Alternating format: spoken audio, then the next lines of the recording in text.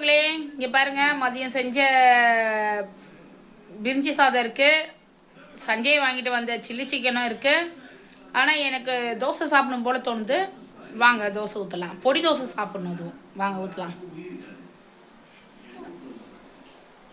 அதுக்கு கேஸு பற்ற வச்சுப்போம்.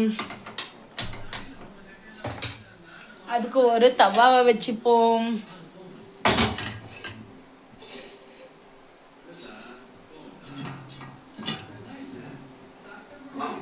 வச்சாச்சா? கல் நல்லா காஞ்சாச்சு. இங்கே பாருங்க, தோசை ஊற்றிக்க வேண்டியதுதான்.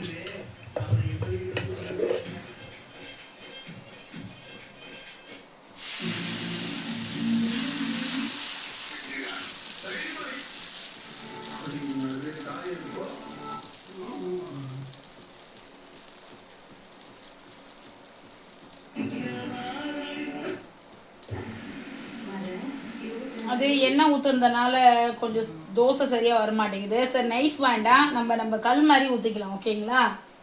ஏன்னா தவாவில் வந்து எண்ணெய் கொஞ்சம் அதிகமாக ஆயிடுச்சு. இப்போ கொஞ்சம் பொடி போடலாம். இட்லி பொடி போட்டுக்கலாம்.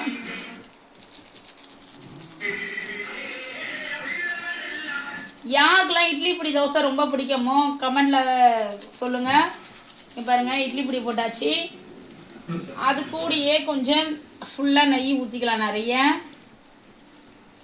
இது என்ன நெய் பேக்கெட்டில் ஊற்றுறாங்கன்னு நினச்சிக்காதீங்க. இது வந்து நான் ஒரு ஹோட்டலில் மதியம் லஞ்சு வாங்கினேன். அதுக்கு கொடுத்த நெய் தான். ஆனால் மீதி நான் வாங்கி வச்சுருக்க நெய் வந்து ஃப்ரிட்ஜில் இருக்குது.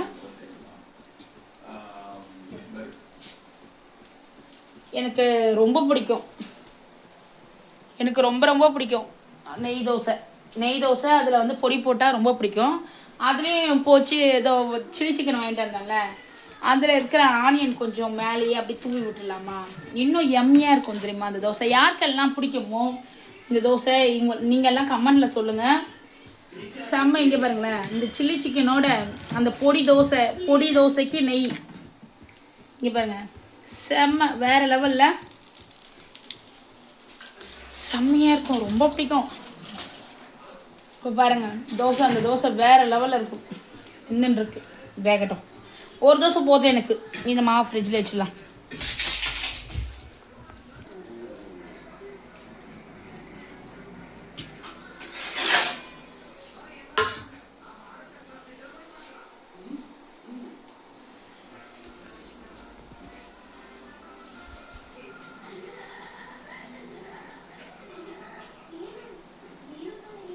தோசை எடுத்துக்கலாம்.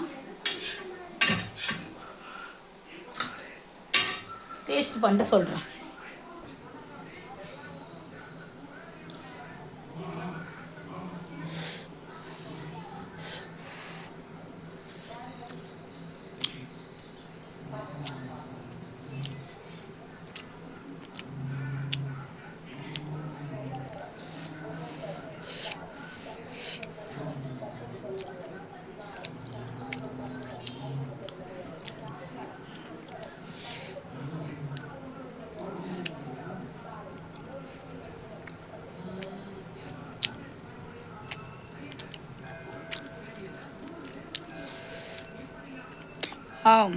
செம்ம. உங்களுக்கு ரிவ்யூ கொடுக்க முடியல, ஆனால் எனக்கு சாப்பிட்டுனே இருக்கணும்னு தோணுது. ரொம்ப பசியாக இருக்குது. இங்கே பாருங்கள், எவ்வளோ ஆவி பறிக்குது.